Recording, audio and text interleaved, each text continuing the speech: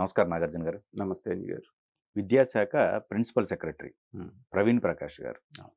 Commission ఒకటేశారు. అవును. ప్రభుత్వం కమిషన్ ఎంక్వైరీ ఒకటేసింది. కమిషన్. ఎంక్వైరీ కమిషన్ ఒకటేసింది. హ్మ్. సో, ఎలా వచ్చినాయి ఈయనకి ఇన్ని ఆస్తులని జెప్పేసి.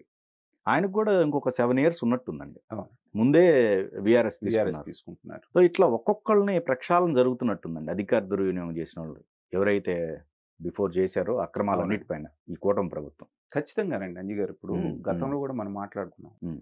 విపరీతమైనటువంటి నిర్బంధాన్ని ఎదుర్కొని అనేక ఇబ్బందులు పడ్డటువంటి తెలుగుదేశం క్యాడరు, నాయకులు, కింద స్థాయి నాయకులు, మధ్యస్థాయి నాయకులు, పై స్థాయి నాయకులు కూడా ఏంటంటే రాగానే మిగతావన్నీ పక్కన పెట్టేసి అందరి మీద పడిపోయి వాళ్ళందరి మీద కక్ష తీర్చుకోవాలి, చంద్రబాబు నాయుడు గారు మారాలి, మారాలి, మారాలి అని ప్రతి వాళ్ళు కోడెగూశారు. ఆయన వచ్చిన తర్వాత ఆయన సహజ శైలిలో ముందు పోలవరం వెళ్ళారు, తర్వాత అమరావతి వెళ్ళారు, తర్వాత శ్వేతపత్రాలు అంటున్నారు. ఇవి అంటున్నారు గానీ అసలు చేయాల్సిన పని చేయట్లేదు ఈయనని వీళ్ళందరికీ చాలా బాధగా ఉండేది. కానీ 45 సంవత్సరాల వయసున్నటువంటి వ్యక్తి మొదటి ప్రాధాన్యత ఏంటి, రెండో ప్రాధాన్యత ఏంటి అనేటువంటిది ఆయనకి బాగా తెలుసు. కొంచెం ఓపిక పట్టండి అని గతంలో కూడా మనం దీంట్లోనే చెప్పుకున్నాం. అవునవును. మీరనుకున్నట్టు జరగదక్కడ. దానికి ఒక ప్రొసీజర్ ఉంటుంది. అసలు రాష్ట్రం అనేది ఎక్కడుంది? తాడు, బొంగరం అన్నీ వెతుక్కొని ఒక లైన్‌కి తెచ్చుకోవడానికి సమయం పడుతుంది. చర్య తప్పకుండా ఉంటుంది. అది కూడా చట్టబద్ధంగా ఉంటుందని మనం అనుకున్నాం. ఎందుకంటే చంద్రబాబు నాయుడు గారి మనస్తత్వం తెలిసిన వ్యక్తులుగా. అదే జరుగుతుంది ఇవాళ. ఈ నెల రోజుల్లో ఏది ఎక్కడుంది? పోలవరం ఏ స్టేజ్‌లో ఉంది? అమరావతి ఏ స్టేజ్‌లో ఉంది? ఆర్థిక పరిస్థితి ఏ స్టేజ్‌లో ఉంది? ఎక్కడి నుంచి రీకన్‌స్ట్రక్షన్ అనేది మొదలు పెట్టాలనేటువంటి రివ్యూస్ అన్నీ చేసుకుంటూనే ఎవరెవరి పాత్ర ఎంతుంది? ఇక్కడ మనం ప్రధానంగా గమనించాల్సింది అది. ప్రొయాక్టివ్‌గా నాయకుడు ఒక తప్పు చేయమంటే 4 తప్పులు వాళ్ళంతట వాళ్ళు చేసినోళ్ళు ఎంతమందున్నారు? నాయకుడు ఒక తప్పు చేయమంటే 2 తప్పులు చేసినోళ్ళు ఎంతమందున్నారు? నాయకుడు చెప్పినప్పుడు అంటే గతంలో ఉన్నటువంటి ముఖ్యమంత్రి, నాయకుడు చెప్పినటువంటి తప్పుడు పని చెప్పిన వరకే ఎంతమంది చేస్తున్నారు? కేటగిరీస్ ఇవన్నీ. అసలు నాయకుడు తప్పు చేయమంటే కాదండి ఇది తప్పు, ఇలా చేస్తే ఇబ్బందిని చెప్పేవాళ్ళు ఎంతమందున్నారు చెప్పిన వాళ్ళు? వీళ్ళందరినీ కూడా స్టడీ చేయడానికి చంద్రబాబు నాయుడు గారికి ఈ టైం తీసుకున్నాడు ఆయన. కొంతమంది పరిస్థితుల ప్రభావం మూలాన తప్పు చేయాల్సిన వాళ్ళు కొంతమంది ఉంటారు. ఒత్తిడికి లోబడి వాళ్ళకున్నటువంటి పరిమితుల మూలాన. అలాంటి వాళ్ళని మనం నేరస్తులని ముద్రేసేసి వాళ్ళ మీద కక్ష తీర్చుకోవడానికి లేదు. సరైనటువంటి నాయకత్వం ఉండి, సరైన పని అప్పజెప్పి సరిగ్గా చేయండి అని కొంచెం వాళ్ళకి వార్నింగ్ లాగా ఇచ్చి వదిలేస్తే వండర్స్ చేసేవాళ్ళు చాలామంది ఉన్నారు. అందుకని గతంలో ఒక తప్పు చేశారు కాబట్టి వాళ్ళందరినీ తీసేయండి అంటం అనేది కరెక్ట్ కాదు. అలా చేస్తే వ్యవస్థ నడవదు. అందుకని ఈ వడపోతంతా జరిగిన తర్వాత ఈ కింగ్ పిన్స్ ఎవరైతే ఉన్నారో, ఇందాక నేనన్న ఫస్ట్ కేటగిరీ ఉన్నారు చూసారా? ఒక పని చేయమంటే 100 తప్పులు చేసినాళ్ళు. వాళ్ళలో ఉన్నటువంటి వాళ్ళే ఈ ప్రవీణ్ ప్రకాషు, తర్వాత ఆ సిఐడి సునీల్ ఇలాంటి వాళ్ళు ఉన్నారు. ఈ సీతారామారావు, సీతారామాంజనేయులు, సీతారామాంజనేయులు. సీతారామాంజనేయులు హ్మ్. ఇలాంటి వాళ్ళందరూ. ఆ! వాళ్ళ తర్వాత లక్ష్మి, లక్ష్మి శ్రీలక్ష్మి గారు గారు, అంటే పాత శ్రీలక్ష్మి గారు. ప్రీవియసే ఉంది. ఆ తర్వాత కూడా జగన్మోహన్ రెడ్డి గారి మళ్ళీ దగ్గర అవును. అదే పనిగా తెప్పించుకొని రైట్. ఈవిడ చేసిన కొంత ఓవర్ యాక్షన్‌లు కూడా మనం చూసాం. వాళ్ళందరిని మాత్రం అసలు దగ్గరికి కూడా రానివ్వలేదు చంద్రబాబు నాయుడు గారు. మీరు గమనించే ఉంటారు. అవును. కనీసం ఇంటర్వ్యూ కూడా ఇవ్వలేదు. ఇవ్వలేదు. వాళ్ళొచ్చినా ఎంటర్‌టైన్ చేయలేదు. అంటే ఏంటంటే వీళ్ళు మాంసం తిని ఎముకలు మెడలో వేసుకొని తిరిగిన జనాభా అనాలి ఒక మాటలో చెప్పాలంటే. అధినేత ఒకటి చేయమంటే సీఎం, వీళ్ళు ఇష్టారాజ్యంగా. సాక్షాత్తు చీఫ్ సెక్రటరీగా ఎల్‌వి సుబ్రహ్మణ్యం గారు ఉంటే, ఆయన కంటే పై పదవిలో ఇదే ప్రవీణ్ ప్రకాష్‌ని పెట్టి, జీవోలన్నీ అర్ధరాత్రి పూట దొంగలు తిరిగే టైంలో తయారు చేసి, వాటన్నిటిని వీళ్ళకి చీఫ్ సెక్రటరీతో సంబంధం లేకుండా సర్క్యులేషన్‌లోకి పంపించిన వ్యక్తి ఇతనే కదా! సో, అతను by nature he is very aggressive. గతంలో కూడా చూసాం. అతను ఎక్కడున్నా కూడా కాంట్రోవర్సీనే ఉండేది ప్రవీణ్ ప్రకాష్. అయితే గతంలో ఏంటంటే ప్రజలకి ఏదో చేయాలనేటువంటి ఒక అత్యుత్సాహంలో చంద్రబాబు నాయుడు గారు చేసినప్పుడు కూడా ఇతను విజయవాడ కమిషన్ ఇదిగా చేసినప్పుడు వైజాగ్‌లో ఉన్నప్పుడు కూడా కొన్ని కాంట్రోవర్సీస్ వచ్చినాయి. కానీ అవినీతి అనేది ఎక్కడ రాలేదు. కానీ ఈ గవర్నమెంట్‌లోకి వచ్చిన తర్వాత ఇష్టారాజ్యం అయిపోయింది. వచ్చిన తర్వాత అతని భవిష్యత్తు ఏంటనేటువంటిది బాగా ఎస్టిమేట్ చేసుకునే వాళ్ళలో అతను ఒకడున్నాడు. మనం ఎన్ని రాయబారాలు చేసినా, ఏం చేసినా మన తప్పులు మనల్ని వదలవు. ఇక్కడ ఉన్నంత వరకు ఈ నన్ను వేటాడుతానే ఉంటాయని చెప్పేసని ఒక నిర్ధారణకు వచ్చేసి ఇంకా 7 సంవత్సరాలు మీరన్నట్టుగా సర్వీస్ ఉండగానే వీఆర్ఎస్ తీసుకొని వెళ్ళిపోవడానికి సిద్ధపడ్డాడు. ఏ రకమైనటువంటి తాత్సారం చేయకుండా వెంటనే ఆమోదించడం కూడా జరిగింది గవర్నమెంట్. అంటే ఏంటంటే తప్పు చేసిన వాళ్ళ పట్ల నిర్దాక్షిణ్యంగా ఉంటాం వాళ్ళని అనేటువంటిది చెప్పాలనే ఉద్దేశంతో, ఇంకా మీరెవరన్నా ఉంటే కూడా మీకు ఒక ఆప్షన్ ఇస్తున్నాం, ఇలాంటిది ఆప్ట్ చేసుకోండి అని చెప్పి ఇండికేషన్ పంపించారు. అయిపోయింది. కానీ ఇప్పుడు చేయాల్సింది ఏంటంటే వెళ్ళిపోయినంత మాత్రాన్ని వీళ్ళని వదలకూడదు. చేయాల్సిన తప్పులన్నీ చేసేసాం కాబట్టి వీఆర్ఎస్ తీసుకుని ఇప్పుడు 4 తరాలకు 10 తరాలకు కావాల్సిన సంపాదించేసుకున్నారు. ఉద్యోగం ఉంటే ఎంత పోతే ఎంత అని వెళ్ళిపోతే అదొక తప్పుడు సాంప్రదాయాన్ని నెలకొల్పుద్ది. ఇంకా 20, 25 సంవత్సరాలు ఉన్నటువంటి సర్వీస్ ఉన్నోళ్ళు కూడా చాలామంది తప్పులు చేస్తున్నారు, ఎస్పీల దగ్గర నుంచి వాళ్ళందరూ. కాబట్టి మీరు ఎక్కడున్నా కానీ చట్టం మిమ్మల్ని వదిలిపెట్టదు, మీరు సర్వీస్లో ఉన్నా, రిటైర్ అయినా, లేకపోతే ఇది చేసినా కూడా అనేటువంటి ఇండికేషన్ పంపించి, ఇప్పుడు ఇందాక కమిషన్ వేశారన్నారు, దాని పాటికి అది జరుగుతూనే ఉండాలి. దానికి వీళ్ళు వీఆర్ఎస్ తీసుకున్న దానికి సంబంధం ఉండదు. సంబంధం తప్పు జరిగింది, అవినీతి జరిగిందంటే శిక్ష పడాల్సిందే. కాదండి. ఇప్పుడు వీళ్ళు చెప్పుకున్న ప్రీవియస్ గవర్నమెంట్లో కూడా ఎక్కువగా విద్యాశాఖకే ఎక్కువ ప్రాధాన్యత ఇచ్చారు కదా. అవునండి. సో నాడు నేడు దగ్గర నుంచి అన్నీ చూసుకుంటే మొత్తం అసలు ప్రక్షాళన జరిగింది అంటున్నారు. ప్రక్షాళన అంటే ఏంది? ఇదా అంజి గారు?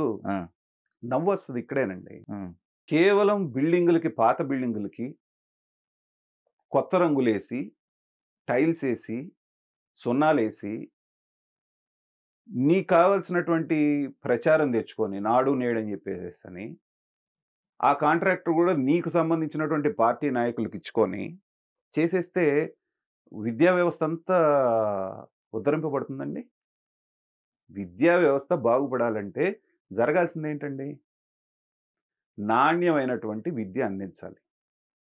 ఆ నాణ్యమైనటువంటి విద్య నువ్వు చెట్టు కింద కూర్చోబెట్టి చెప్పినా పర్వాలే. దాదాపు 26, 27 వేల టీచర్ల పోస్టులు ఖాళీగా పడున్నాయి. కొన్ని క్లాసులు కలిపి చెప్తున్నారు, కొంతమంది లేరు. పైగా దగ్గరలో ఉన్నటువంటి స్ట్రెంగ్త్ తక్కువ ఉన్న స్కూల్ తీసుకెళ్ళి నువ్వు ఎక్కడో 3-4 కిలోమీటర్లు ఉన్న స్కూల్లో మెర్జ్ చేసావు. ఇన్ని రకాలు చేసిన తర్వాత అసలు పాఠాలు చెప్పేవాళ్ళు లేనప్పుడు నువ్వు ఎన్ని రంగులేసి డిజిటల్ క్లాస్ రూమ్ పెట్టి ఉపయోగం ఏముంది? ఒకటి. రెండోది, చాలామంది మేధావులు ఎడ్యుకేషన్ ఫీల్డ్లో ఉన్నటువంటి వాళ్ళు, ఎందుకంటే నాకు కూడా ఇన్స్టిట్యూషన్స్ ఉన్నాయి, జరగాల్సింది ఏంటి? నువ్వు ఇంగ్లీష్ మీడియం మార్చాలన్నప్పుడు 20 సంవత్సరాలుగా తెలుగు మీడియంలో బోధన చేస్తూ వచ్చినటువంటి ఒక 9th class 10th class teach చేసే టీచర్ని 20 సంవత్సరాలు అతను తెలుగు మీడియంలోనే చెప్పాడు. నువ్వు రేపటి నుంచి ఇంగ్లీష్ మీడియంలో 10th క్లాస్ పాఠం చెప్పమన్నావు, అవుద్దా?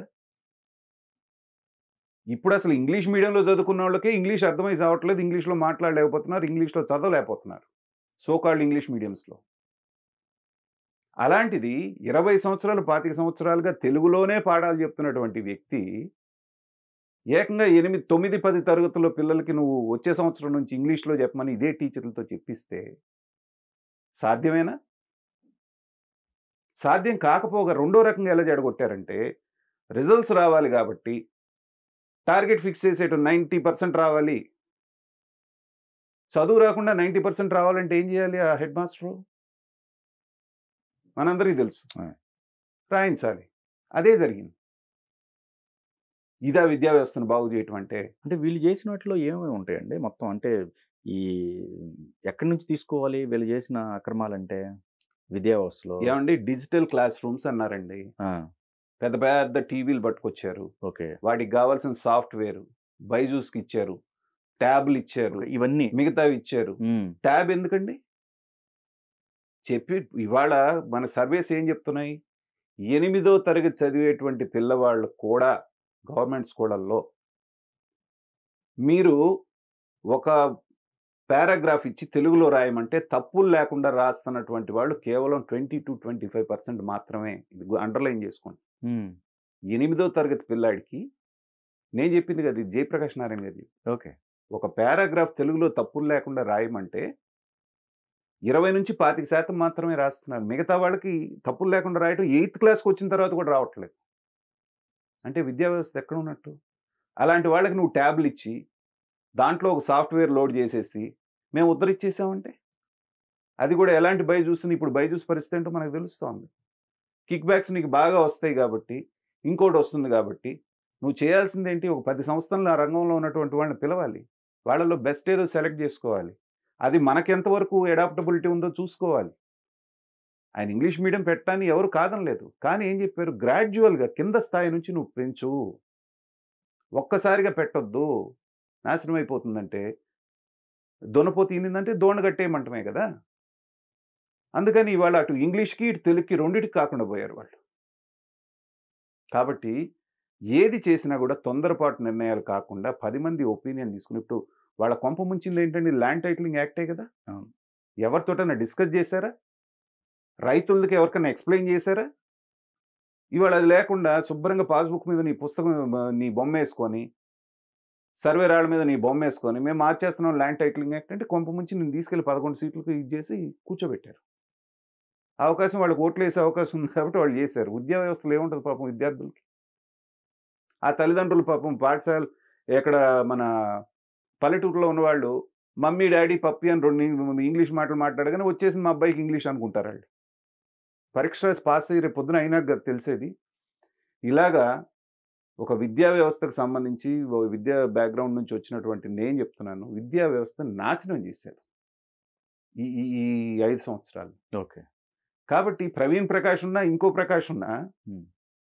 జగన్మోహన్ రెడ్డి గారి ఎయిమ్ ఏంటి దీని వెనకాలన్న దాని ప్రకారం పనిచేయాల్సిందే గానీ, విద్యాశాఖను ఉద్ధరిద్దాం అనేటువంటిది ఆయన వస్తున్నాడంటే భయపడి చచ్చిపోయేవాళ్ళు జనాలు. ఏంటంటే అరుపులు, కేకలు వాళ్ళ మీద పడిపోవటం. ఆయన అయిపోగానే ఒక వీడియో రిలీజ్ చేశారు మీకు గుర్తుందా? చంద్రబాబు నాయుడు గారు రాగానే, నేను ఎవరినన్నా తిట్టినా, ఏదన్నా అరిచినా, అది వ్యక్తిగతంగా నేనేం చేయలేదు, మీరేం అనుకోవద్దు, నన్ను క్షమించండి ఒక వీడియో కూడా రిలీజ్ చేశాడు ఆయన. ప్రకాష్ గారా? ప్రకాష్ గారు, ప్రవీణ్ ఓకే. ప్రకాష్. హ్మ్. చంద్రబాబు నాయుడు గారు గవర్నమెంట్ రాగానే ఒక వారం రోజుల్లో. హ్మ్. సీన్ అర్థమైపోయింది. సో, చివరికి ఒక మంచి డైనమిక్ తెలివిగల ఆఫీసరు, ఆయన జీవితం, ఆయన కెరియర్ అనేటువంటిది ఇలా ఎండ్ అవ్వటం అనేటువంటిది అక్రమాలు చేయాలి, లేకపోతే ఔట్ ఆఫ్ ద వే చేయాలనేటువంటి ప్రతి ఐఏఎస్, ఐపీఎస్ ఆఫీసర్‌కి ఒక ఉదాహరణలాగా ఉండాలి.